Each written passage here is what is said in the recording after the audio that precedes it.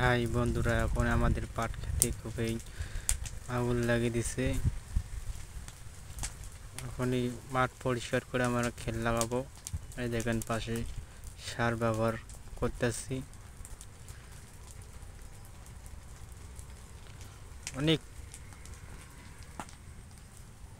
সুন্দর একটি কাশফুল দেখা যাইতেছে। এই দেখেন কাশফুল, অনেক সুন্দর কাশফুল। আর আমাদের জমির মধ্যে সার দিয়ে খেল লাগাবো। তার পাশে খেতে আগুন লাগিয়ে দিচ্ছি, জঙ্গল। এই দেখেন মাঠ পরিষ্কার করতেছি খেল লাগার জন্য।